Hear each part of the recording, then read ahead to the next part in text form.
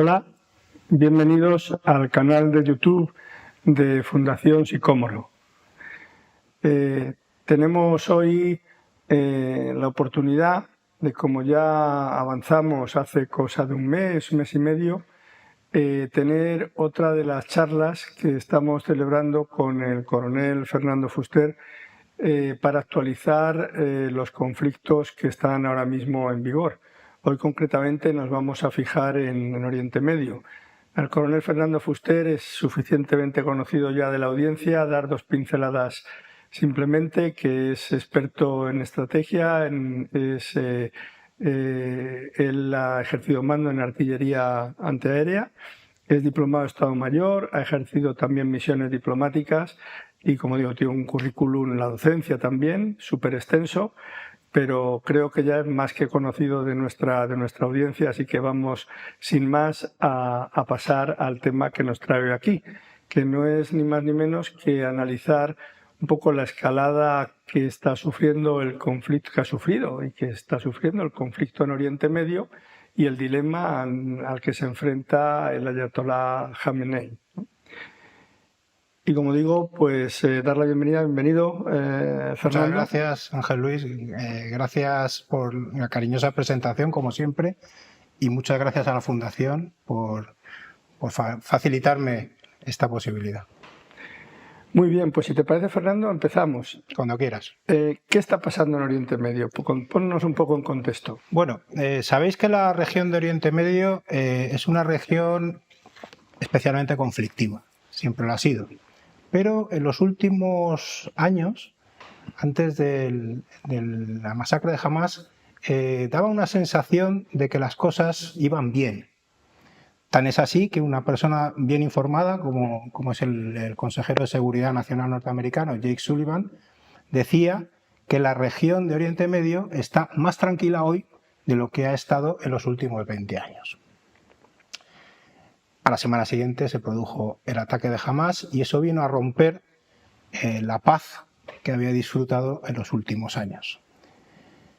Inmediatamente el gobierno de Netanyahu, el Israel de Netanyahu, dijo que iban a dar una respuesta aplastante contra este ataque, lo cual fue bien entendido en la comunidad internacional, pero no se sabía hasta qué punto. No obstante, los analistas sí temieron que se pudiera incendiar toda la región y que la escalada se fuera produciendo.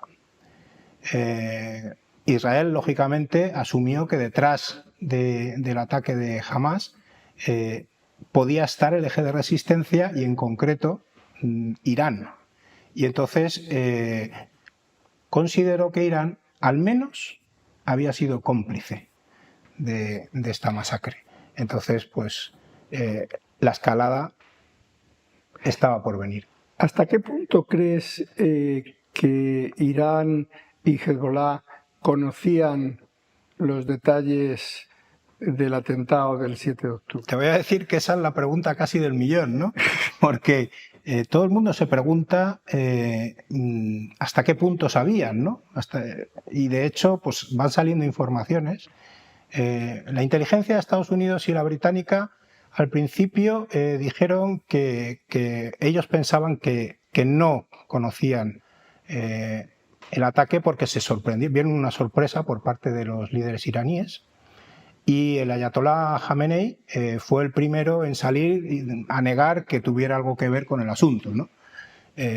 Hoy sí que sabemos, por los documentos que se han ido incautando a Hamás en Gaza, que llevaban preparando el atentado más de 2 años, que habían estado simulando que en fin, que no querían más guerra con Israel, etcétera, etcétera, aparentando pues que no querían seguir combatiendo, ¿no?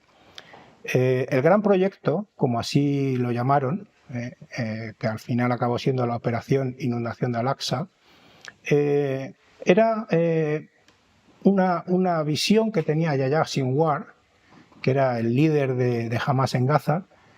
Él quería el apoyo de Irán y también de Hezbollah, y entonces pues convocó una serie de reuniones y tanto iraníes como los miembros chiíes de Hezbollah, pues le apoyaron en general, no sabían muy bien de qué iba. Él les dijo que era un gran proyecto, pero no les dijo qué. Evidentemente era un ataque, pero no sabían bien el alcance, ni sabían el momento, y ni sabían tampoco la extensión de lo que iba a suceder, ¿no? Es curioso, ¿no? Porque pareciera, ¿no?, que dices, un movimiento como Hamas, que está financiado claramente por Irán, que no supieran los detalles, ¿no? O sea, que supieran que había un gran proyecto, pero nada más, Sí, porque en definitiva sí, Irán es el principal adversario sí, pero de Israel, ¿no? no había detallado, Sinwar no había detallado qué iba a ser, porque realmente lo que quería era mantener el secreto sobre el momento, sobre el alcance, sobre lo que quería hacer.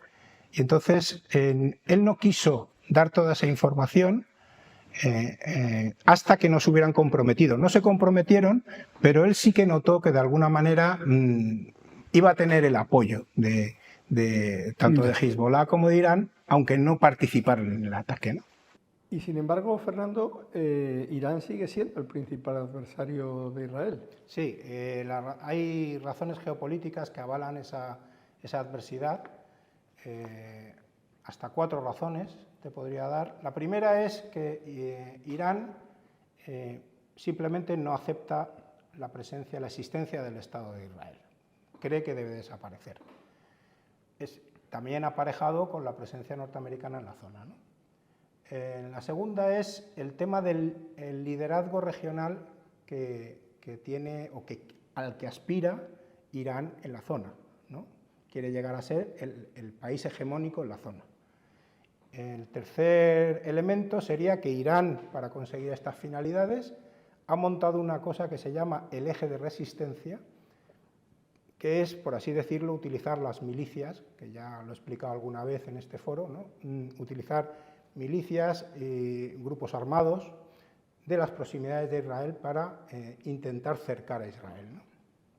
Y la cuarta razón es que tiene en marcha un programa de misiles y nuclear, aunque el nuclear ya hablaremos después, que para Israel constituye un verdadero, o un escenario, vamos a decir así, de pesadilla.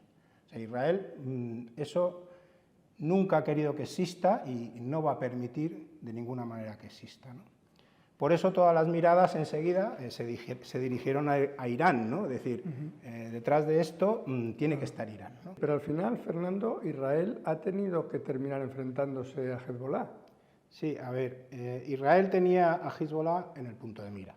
Como digo, al día siguiente empezó ya a atacarle, ¿no? Entonces, ¿qué quiere Israel? Pues Israel busca 2 efectos. Primero, debilitar al máximo a Hezbollah, su capacidad ofensiva, y que su población pueda volver a la frontera norte sin que pueda ser atacada por Hezbollah. Para ello ha llevado a cabo 3 tipos de acciones, que son, la primera, la decapitación de la organización, que es decir, eliminar a los líderes de la organización con ataques selectivos,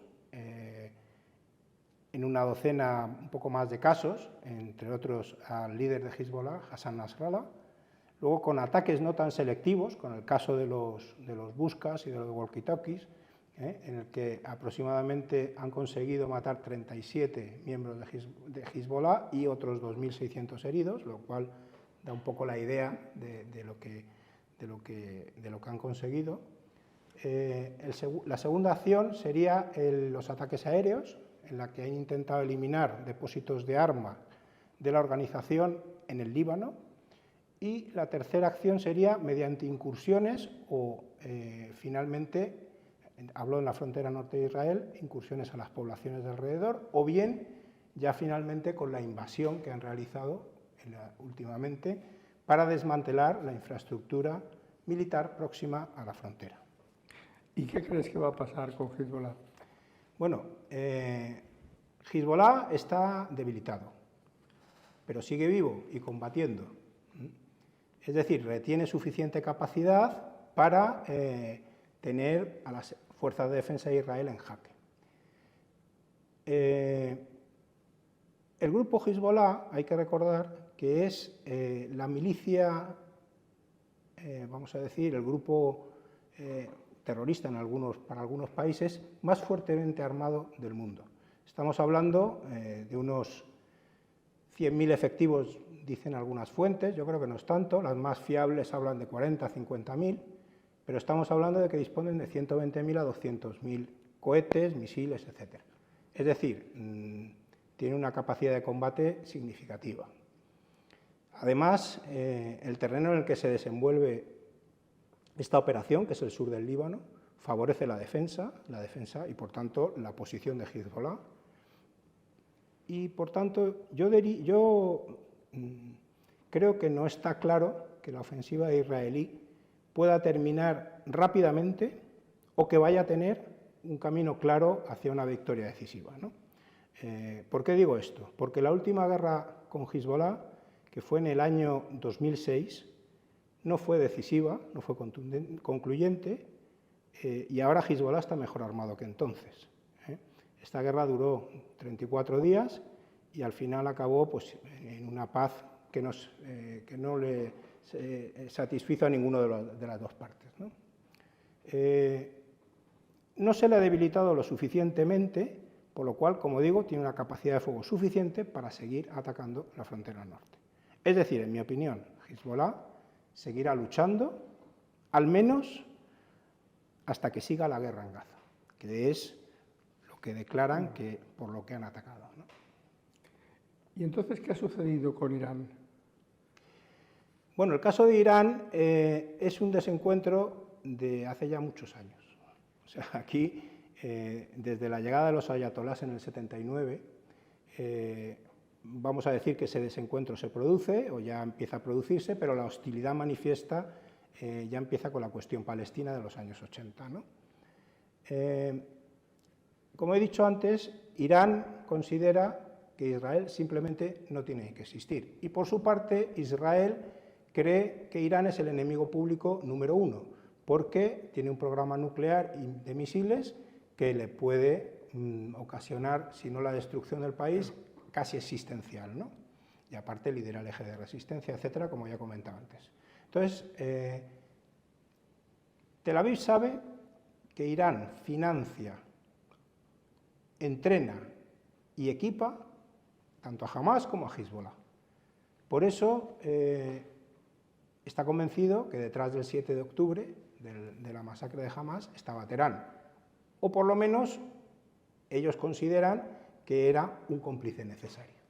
O sea, por lo que dices, Israel no tenía más remedio que terminar enfrentándose a Irán. Sí, sí. Ese era el temor y, de hecho, ambos han intentado evitar este enfrentamiento, pero finalmente así ha sido. La estrategia iraní, que algunos conocen como la defensa avanzada, mediante el uso del eje de resistencia, fue de alguna manera contrapuesta por Israel con un enfrentamiento directo con esas milicias, ¿no? Pero también con un enfrentamiento indirecto a través de lo que serían asesinatos selectivos de científicos clave del programa nuclear iraní o sabotajes de determinadas instalaciones nucleares o introduciendo virus informáticos como el Stuxnet en los programas iraníes. Claro, todos sospechan que detrás de esto está el Mossad y posiblemente la CIA, pero no se ha demostrado nada. La masacre de Hamás cambia todo el escenario. Israel, lógicamente, tiene que replantearse su estrategia. Y entonces se la replantea más cuando el 8 de octubre se suma Hezbollah y el 19 de octubre se suman los hutíes desde Yemen. Es decir, la posibilidad de la escalada estaba siendo ya real. ¿Cómo ha sido el inicio de esta escalada? Bueno, todo empieza con un primer peldaño, por así decirlo, con una primera acción, ¿no?, que se produce el 1 de abril. el 1 de abril de este año, se produce un ataque israelí al recinto consular en Damasco, iraní en Damasco. Es decir, era un consulado de Irán en Damasco, donde estaba parte de las fuerzas Quds, en concreto el general que dirigía las operaciones en el Líbano y en Siria. Entonces, claro, ese ataque fue considerado por Irán como un ataque directo a su soberanía, al tratarse de un edificio supuestamente inviolable, ¿no? Curiosamente, los israelíes no informaron de este ataque a Estados Unidos, su mejor aliado, hasta pocos momentos antes, cuando ya era inevitable, ¿no? Irán, inmediatamente cuando se produce el ataque, clama venganza, reclamando un espacio soberano, ¿no? Eso es entendible por la comunidad internacional, ¿no? Y a pesar de que se intentó quitar hierro al asunto desde el punto de vista de la diplomacia, el 14 de abril se produce un ataque por parte de los iraníes que consiste en el lanzamiento de una barrera de 300 proyectiles, vamos a llamarlo así, que consisten en 185 drones, 36 misiles de crucero y 110 misiles balísticos. Yo supongo que todos recordaremos esa noche del 13 al 14 de abril, ¿no? Pero, curiosamente, el diseño de la operación estaba hecho para infligir el menor daño posible. Tan es así que los iraníes, a través de terceros, alertaron de que iban a atacar, lo que facilitó la destrucción de muchos de estos misiles antes de que entraran en el espacio aéreo israelí. O sea, solo 75 de todos estos misiles, drones que he comentado, entraron en el espacio aéreo israelí. A la operación se sumó Estados Unidos, Francia, Reino Unido y también Jordania. Es decir, ese ataque aparentemente tan enorme, al final resultó con daños mínimos. Entonces, Estados Unidos lo que hace es intenta desescalar la situación, le pide a Israel que no responda, pero Israel quiere devolver el golpe, decide devolver el golpe, y el 19 de abril se produce lo que Israel llama un ataque limitado, que de hecho así fue, contra Irán. No se sabe muy bien, hay varias versiones, si con drones o con un misil balístico lanzado, pero es un ataque muy pequeño que daña solo un radar de una batería antiaérea que tienen los iraníes cerca de una instalación del programa nuclear en Natanz. Y precisamente el buscar ese objetivo lanza un mensaje a los iraníes diciendo: cuidado, que podemos atacar algo que os pueda hacer daño, ¿no? Pero Israel no reconoce el ataque. Y por su parte Irán, que entiende el mensaje, minimiza el incidente y da el asunto por zanjado. Quiero hacer una reflexión, que es que esto supone, de hecho, un punto de inflexión en la relación entre Irán e Israel. Hay que pensar que entre los dos países hay aproximadamente 1000 kilómetros. Entonces, las acciones nunca habían sido directas de uno a otro, ¿no? Esto rompe una tradición de 45 años, desde la llegada de los ayatolás, en que finalmente acaban enfrentándose directamente. Y parecía que la escalada se había quedado ahí y que volvíamos al statu quo ante y que la guerra en la sombra iba a volver, pero que directamente nos iban a atacar. Pero entonces imagino que hubo un segundo peldaño para seguir la escalada. Imaginas bien, porque efectivamente así es. El 31 de julio se produce el asesinato en Teherán de Ismail Haniyeh. ¿Quién es Ismail Haniyeh? Es el líder político de Hamás, que se encontraba en la toma de posesión del nuevo presidente iraní, que es Masoud Pezeshkian, y además se encontraba en un complejo de alta seguridad custodiado por las fuerzas Quds, que es una unidad de élite de la Guardia Revolucionaria, ¿no? Claro, eso produjo una conmoción en Irán. la inteligencia estadounidense señaló a Israel, pero Israel, una vez más, no lo reconoció, aunque Irán dijo, juró venganza y dijo que no, que esto era suelo iraní y que este tipo de ataques no podía quedar impune. Aunque no hubiera sido un iraní, porque era libanés, bueno, en este caso era de Hamás, pero no podía quedar impune, ¿no? Entonces, el día anterior, curiosamente, habían matado a Fuad Shukur, que era la mano derecha de Hassan Nasrallah, que era el líder de Hezbollah.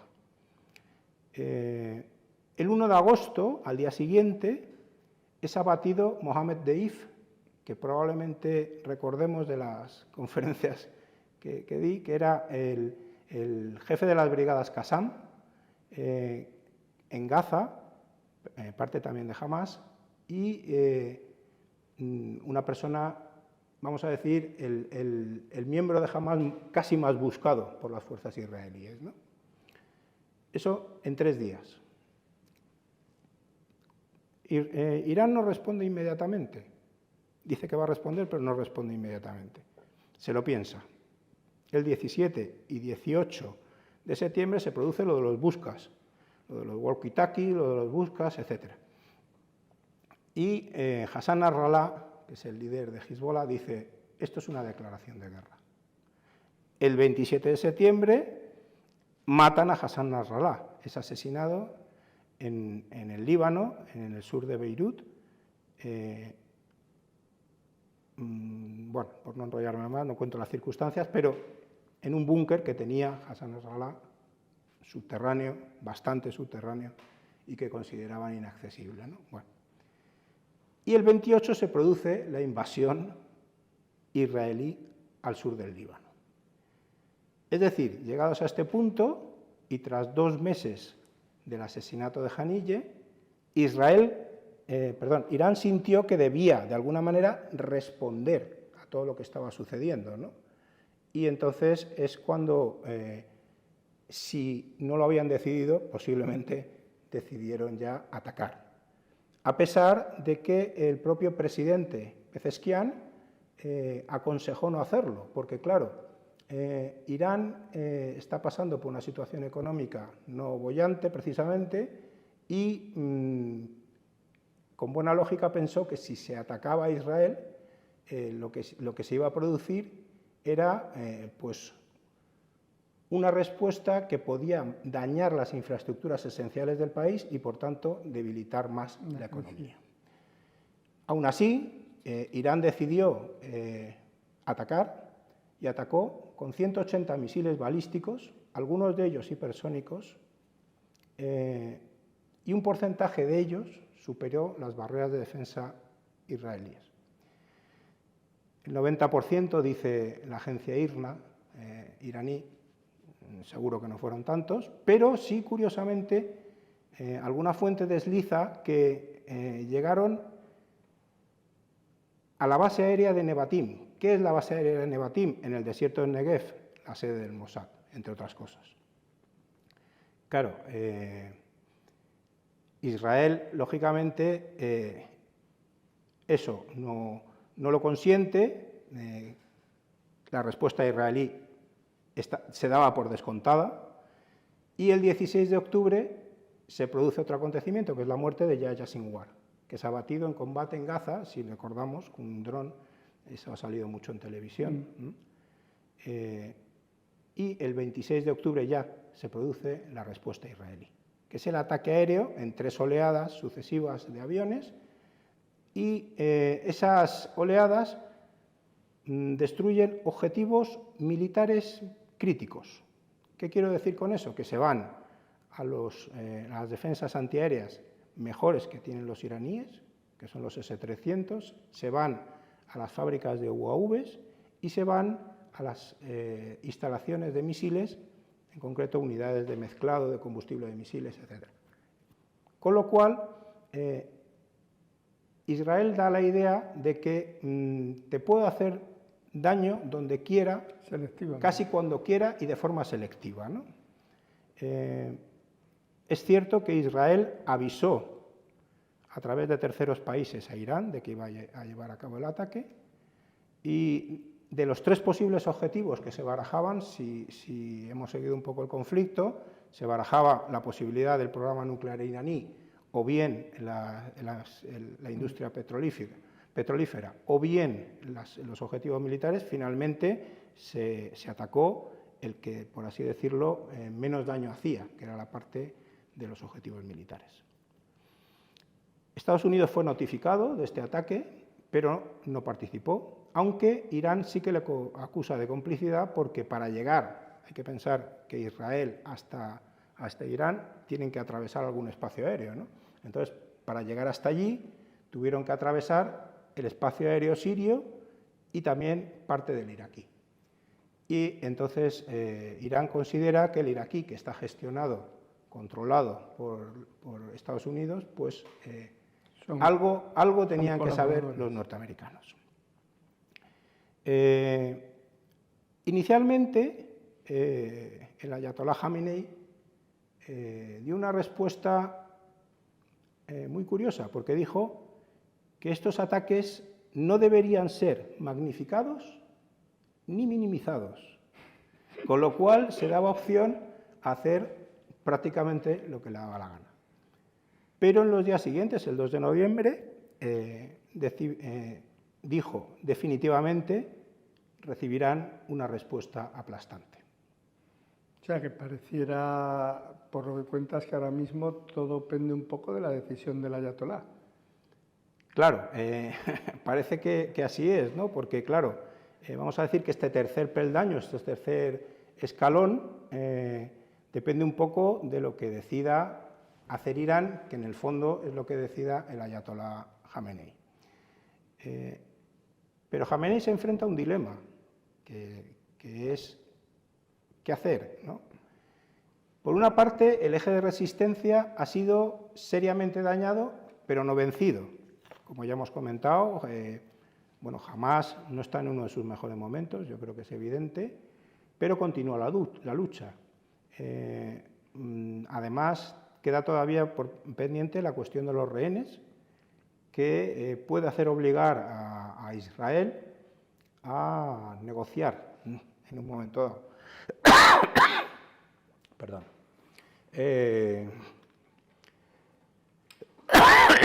Perdón. Pero la victoria militar no será suficiente. Además, Hamás, aparte, va a dejar un vacío de poder y tiene que haber una solución política para Gaza. Un plan de paz viable, vamos a decir, ¿no?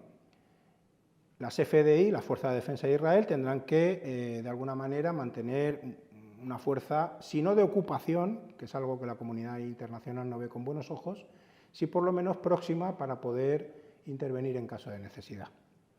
Luego están los hutíes en Yemen, que han ligado también su participación a que se acabe el conflicto en Gaza, aunque es verdad que van a ser poco determinantes porque tampoco están haciendo un daño directo al conflicto. Hezbollah ya lo hemos comentado. Yo creo que ninguno de los dos tiene buenas opciones, ni Israel ni Hezbollah. Están en un momento en que prácticamente lo que va a pasar es que se va a alargar el conflicto y eso va a provocar muchas más bajas por parte de Israel. Pero Hezbollah está tocado, está seriamente tocado. Por otra parte, Estados Unidos sabe que puede ser arrastrado al conflicto. Si Irán interviene en Líbano, mandando fuerzas, tendrá que intervenir Estados Unidos. Del mismo modo que si hay un enfrentamiento directo entre Israel e Irán. Entonces, sabe que el conflicto no lo puede resolver, porque lo que quiere Estados Unidos es que se vuelva a la situación anterior, a la resolución 1701 de Naciones Unidas, y a la separación de fuerzas con Hezbollah al norte del Litani. Eso va a ser muy difícil.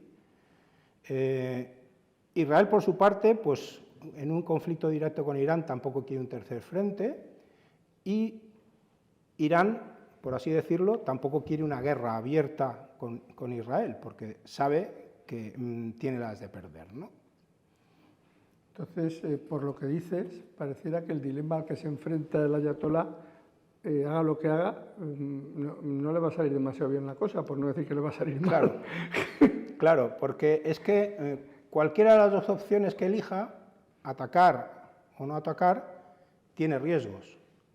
Por una parte, si ataco, puedo tener una respuesta devastadora por parte de Israel, pero si no ataco, puede ser un signo de debilidad que puede poner en peligro incluso la supervivencia del propio régimen, ¿no? Internamente. Entonces, lo peligroso aquí es que pueden llegar a la conclusión de que su única salida razonable sea la opción nuclear. Poner en marcha la opción nuclear, que ya se oyen voces reclamándola, ¿no? Irán es un estado que se conoce como estado nuclear umbral. ¿Qué significa esto?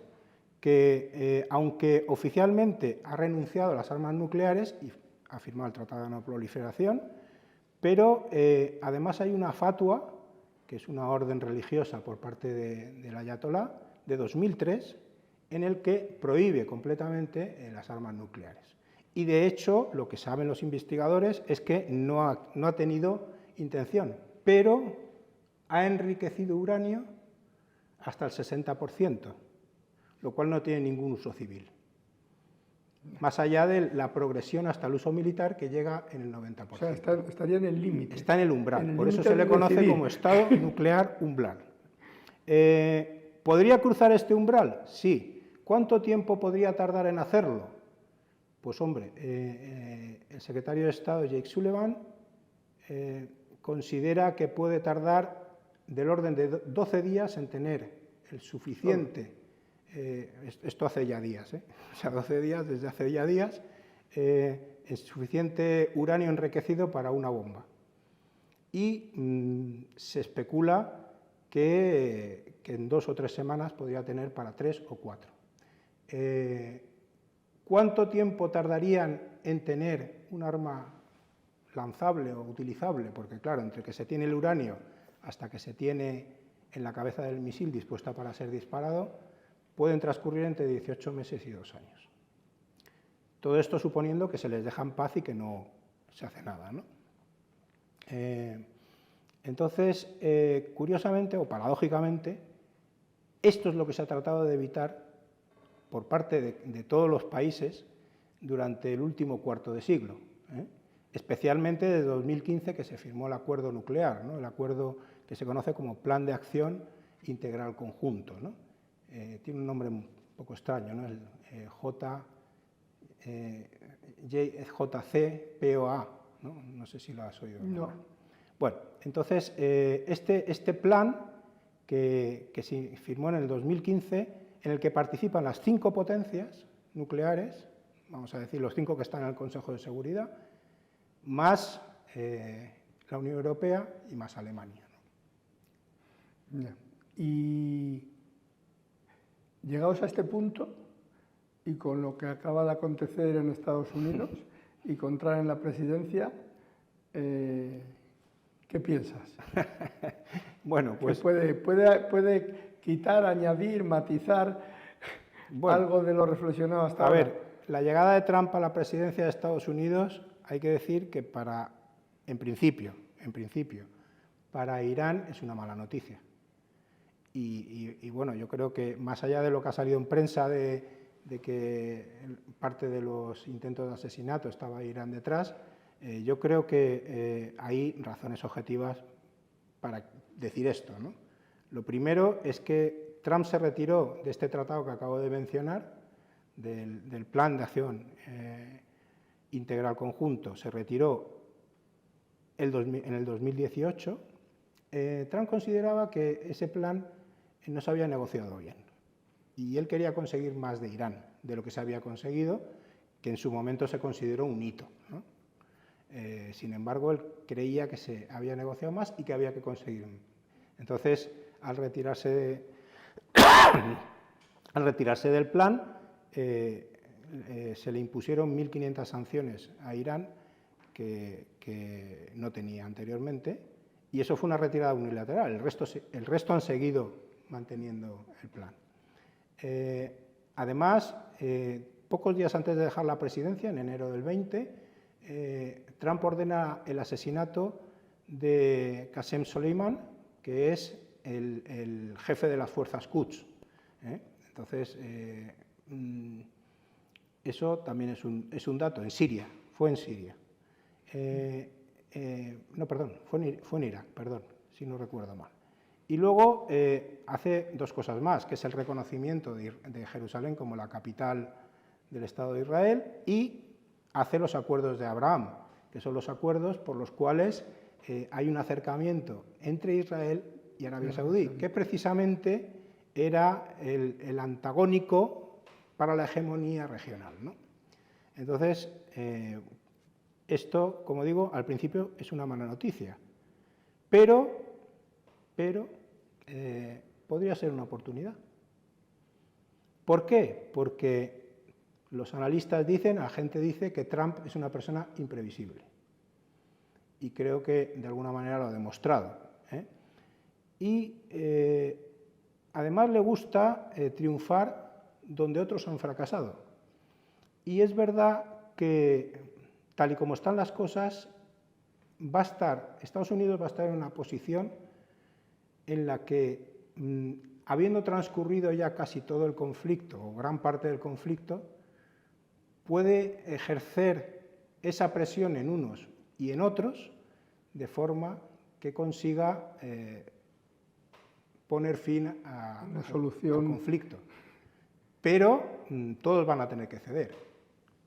Pero me imagino que lo principal será pues intentar que Irán no cruce el umbral. Bueno, pues ojalá que vayan los tiros por ahí. De nuevo, muchísimas gracias, Fernando, gracias por a tu ti. magisterio en estos temas que nos aclaran muchísimo las cosas. Y a todos los que nos seguís, pues muchas gracias por vuestra atención y hasta la próxima. Muchas gracias a todos. Adiós.